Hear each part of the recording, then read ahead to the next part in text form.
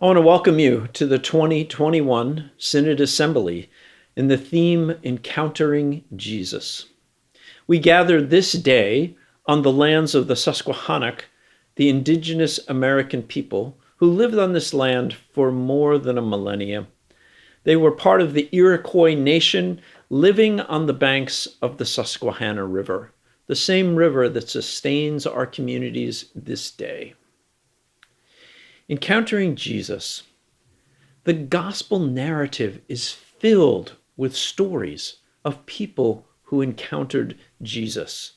The disciples in their calling, Simon's mother-in-law, multiple people possessed by demons, a blind man, a woman at a well, a woman who had been hemorrhaging for over 12 years, Zacchaeus, the Pharisees, a rich man, 5,000 hungry people, and the disciples on the road to Emmaus, the disciples in the upper room, and the disciples back in Galilee, and then ultimately the Apostle Paul on the road to Damascus.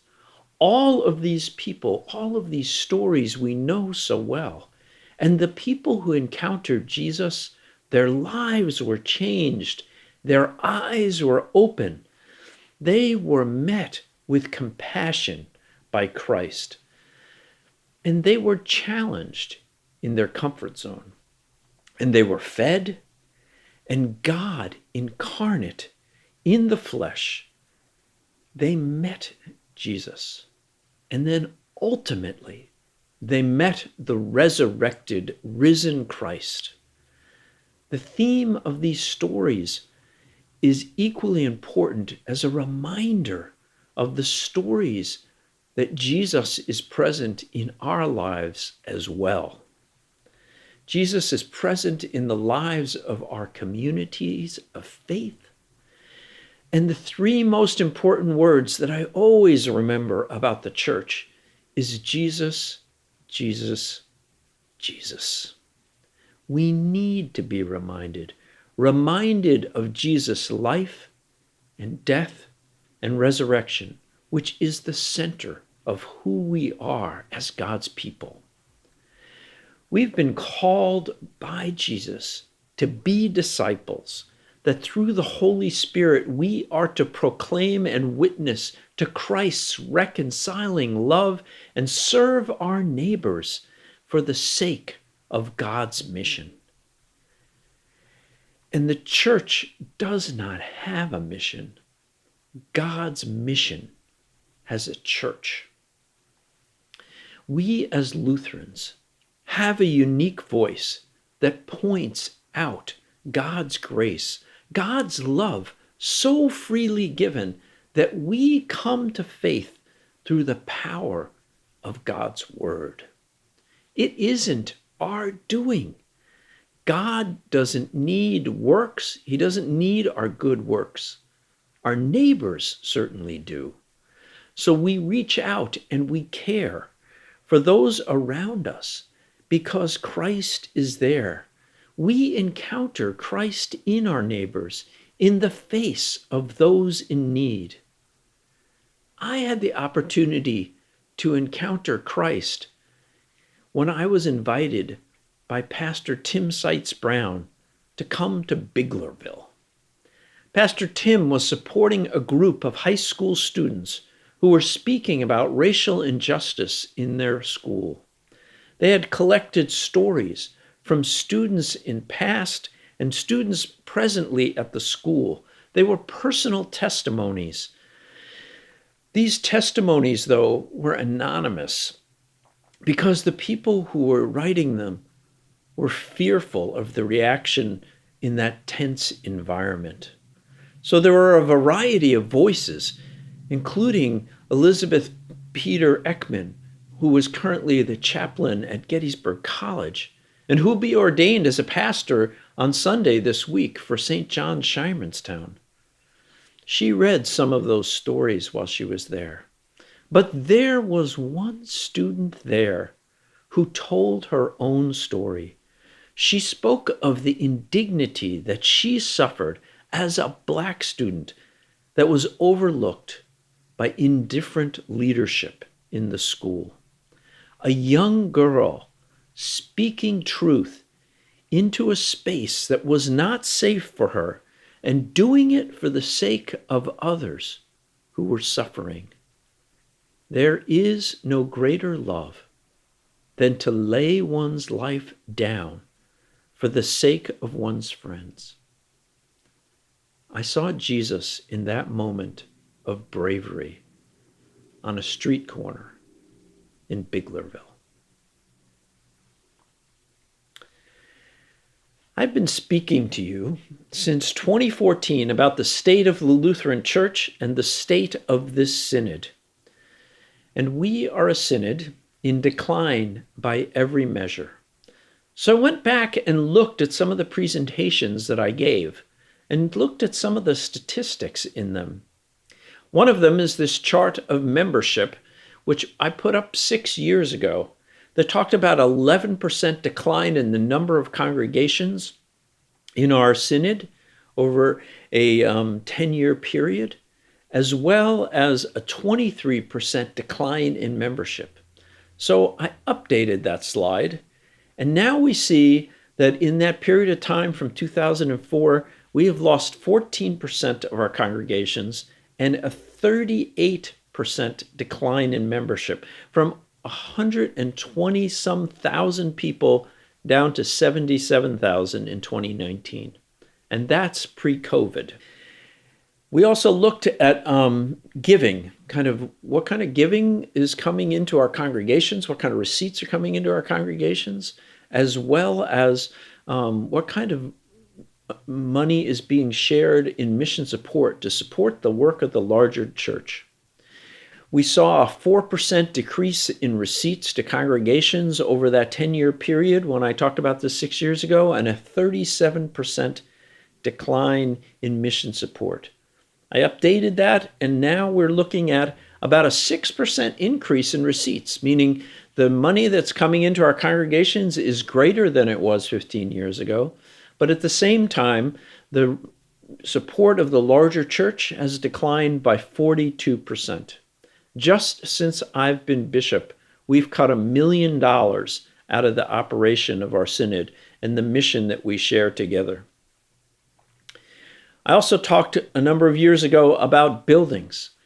Buildings being both our blessing and a curse. We have beautiful buildings that allow us to worship and to join together in community in those spaces. We open our buildings to community groups, and they serve as part of our mission. At the same time, they take a tremendous amount of resource to heat, to cool, and to maintain year after year. And some of our buildings are in a state of decay. And so these costs continue to escalate as we look at those kind of things. And so we talked about these kind of challenges. We also talked about challenges of mission support. And we looked at the percentage of receipts to the congregations that are coming then into our congregations back to the church at large. In 1989, when the ELCA was founded, about 10% of all receipts came to support the work of the larger church. It was down to 4.5% in 2014. But now, this last year that we have records in 2019, congregations gave about 3.6% to the support of the larger church. So we continue to see decline in the work of the larger church. We continue to see decline in the numbers of people that are being reached by the gospel through our congregations. And now we take a look at some of those numbers. We look at membership numbers, attendance, receipts. We see those dropped over a 10-year period into 2015. And then if I update those statistics, we see that we have had a 35% drop in membership, a 40% drop in attendance, about a 2% drop in this span period of dollars coming to congregations, but again, a 42% drop in mission support and the support of the larger church. I mentioned several years ago that if we continue doing the exact same things we're doing, we'll probably get the exact same results. And I reminded us that it was Einstein who said that insanity is doing the same thing over and over again and expecting different results. In 2017, we had Dave Daubert visit with us. We heard from him. He talked about the reality of the downward slope of our congregations, that many of our congregations really only have 5 to 10 years of life left in them, that we could perhaps lose in this next 5 to 10 years 20% of our congregations, which would be 45 congregations that we would close over the next several years. He also talked about the fact that 72% of people in our pews do not have strong faith.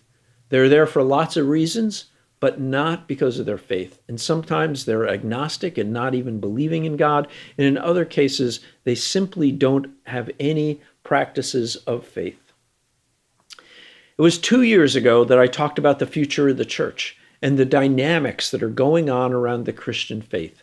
Because even though our congregations and many of the congregations in the United States are in decline, that is not true about Christianity around the world. Christianity has really become a non-Western religion.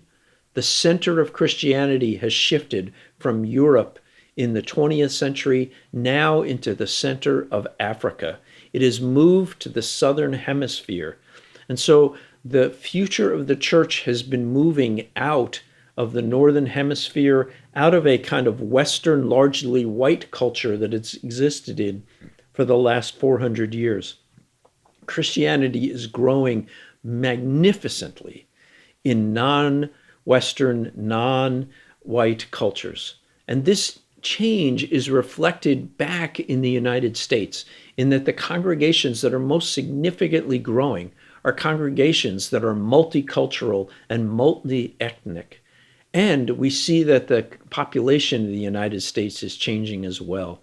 So we talked about imperatives in this time that are important for us to revitalize our congregations, to embrace the color of what the future will bring in our society and culture, to begin to look at the church through non-Western eyes, and to perceive the world as a sacred place, a gift from God, to recognize the importance of really having strong spiritual growth in our congregations as we see congregations that are driven by the Holy Spirit throughout the world growing rapidly, to reject some of the individualism that is inherent in our culture and recognizing the importance of community, because the Christian faith is built around community, and realizing that people will belong to a community before they fully understand or believe all of the tenets of our faith, that we need to find ways to invite people before they believe and become engaged in our life together, that we are called to work to save the world. These are all important issues that we've talked about in the past. Now we are at a point where the culture around us has changed. Right now, more than half the people in the United States, for the first time ever, have no faith community. That does not mean they don't believe in God. It simply means that they are not part of a faith community. They're not part of a church, a synagogue, a mosque. They are not engaged in a faith community. So going to church makes us a minority in this country. And Dave Daubert reminded us that people in our pews have weak faith, that during this pandemic, we know that 22% of people who had been worshiping in a faith community stopped worshiping during the pandemic. They did not worship online and they did not worship in person, and there is a good chance that they will not be back. So where is the good news? Well, one of the good news things is the pandemic happened right before Easter of 2020. And that might not sound like good news, but why is that important? It's important because We could not let Easter go by without celebrating in some way. Had the pandemic started in the summer, I think we could have just closed down and waited. But instead, because of Easter, we pivoted. We couldn't possibly do church online, we said, but then we did that very thing. More people on Easter 2020 were involved in worship than any time in the history of Christianity. Not all of it was technically brilliant online, but the proclamation was made, "He is risen. He is risen indeed," and it resounded throughout the world. We learned that we were more capable than we ever imagined. We reacted, we got creative for the sake of the gospel, and we showed resilience. We thought it would last a month or two, and now it's been more than a year that our normal patterns have been disrupted. And a vaccine has now been developed and distributed in record-breaking ways that no one could have imagined. And still, we mourn the nearly 600,000 people that died in this country from COVID, and more than 3.5 million people around the world. We mourn and we look with compassion on the families of these people who died in the pandemic. And it could have been lessened if we had just been more careful with our own behaviors. And I pray that we have the wisdom as we begin to move forward. And please note the choice of my words here. I did not say, as we go back. I said, as we move forward. This language that I recently heard is that we have to get back to where we were. But I think we need to think about not going back. The church is in need of renewal. We have seen and talked about that over the last 7-8 years. Now, I'm really grateful that 25% of our congregations have worked through either the R3 program or the Readiness for Renewal program and have made a concerted effort in how to think about renewing their ministries through reshaping their relationship with God and with each other and with the communities around their churches. And we have begun to make progress. But this is a new moment. When we walk back into our buildings, if we think everything is fine and we do not think we need to change, we're wrong. Things have changed significantly in the last year. Radical change. The world is radically different than it was. 22% of people have stopped worshiping completely, and the majority of the people in this country have no faith community. Going back is not what is needed. We need forward movement. Do not let going back into your building kill the innovation that we've developed in the last year. It'll be great to be together and to renew relationships and friendships, but we cannot stop online ministry.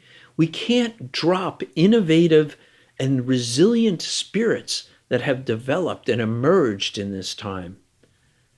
And I understand change is hard.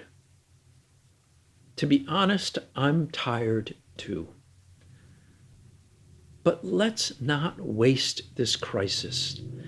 Do not waste the learning and the progress that we have made.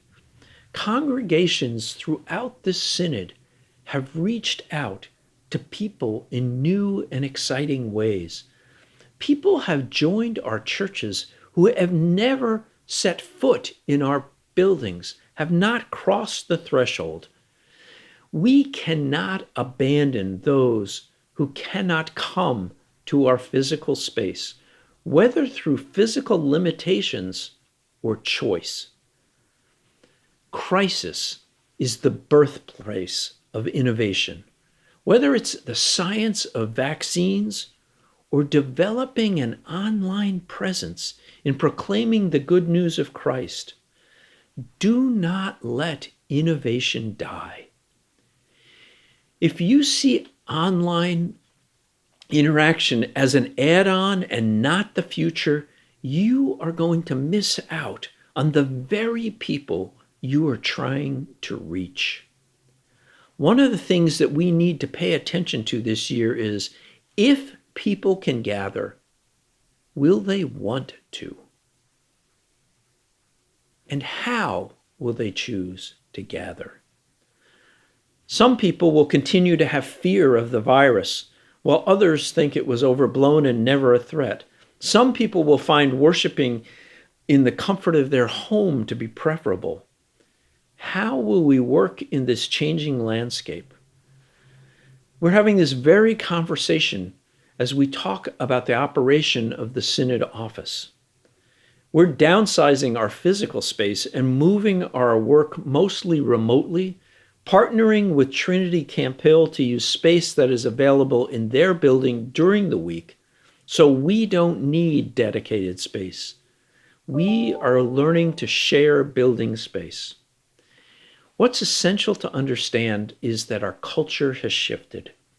We're finding there's a group of people who have simply checked out, and another group who haven't checked out but are living online more and more. And people may go to a bar or a concert at the high school, but they may not want to come to church physically. Their patterns and thoughts about church have changed. If we simply run back into our buildings, we will possibly lose out as we run back into the past and not forward into the future. To help us with this, we're developing an intensive program with pastors Dave Daubert and Richard Jorgensen. It'll begin this fall, a hybrid church academy, an intentional look on how we can be a church in a changing culture. Here's a brief overview from Pastor Jorgensen. I'm Richard Jorgensen, and I'm your Director for Evangelical Mission, and I always feel blessed to serve with you and to be your partner in ministry. For the past year and a half, we have been living into a new season for our church. We've been learning new ways of doing ministry, new ways of using technology, and new ways of being in relationship with each other. And now as we enter the summer, we are entering an especially challenging time as we continue to do ministry online, but we are also expanding our ministry on the ground and in our buildings. And in this season, we cannot abandon what we have learned, nor can we abandon the people we have come into relationship with. And at the same time, we do not want you to be exhausted or burnt out, which is why we, as a Synod, are launching Hybrid Church Academy. It is about walking with you. It is about our ability to learn new skills as we hope to equip you, and that we support one another and we learn from each other. This is a new time for our church, but it is the same God who continues to work through us and with us and among us. And I am convinced that God, who has begun a good work among us, will indeed continue to work through us and bring that to completion. Thank you so much for your partnership. Now, here's the most critical piece. We, your Synod staff, we do not have all the answers. We are not the chief innovation officers. This must be all of us working together. Do not wait for our small Synod staff that we have to bring it to you on a platter. It's not going to happen. You don't have to attend Hybrid Church Academy to become a hybrid church. You do not have to wait for us to develop a joint online Bible study with the church down the street. Just go ask them. If you want to share space with another congregation, go ask them. You want to develop a community food ministry with the congregations in your town? Go talk to them. It's time to innovate, to share resources. It's time to find ways to do new things. If you find something that works, share it with your conference. With us in the Synod office, we'd be glad to share it out across the whole Synod. New ways of doing ministry. This is a time to go forward, to recognize that the world has changed, and we are not who we were a year ago. The culture has changed, our neighborhoods have changed, and our churches have changed. We experienced probably 5 years worth of change in less than a year. Do not go back because that wasn't working so well. Do not waste this crisis. It's time to move forward for the sake of the gospel. And when we move forward in our communities and the world, we will encounter Jesus, who is waiting for us in our camps, in our neighborhoods, in line at our food pantries, in a free breakfast with our neighbors, on a street corner in Biglerville. Jesus is there, and he is waiting to move forward with us for the sake of the gospel. And now let us begin the work of our assembly.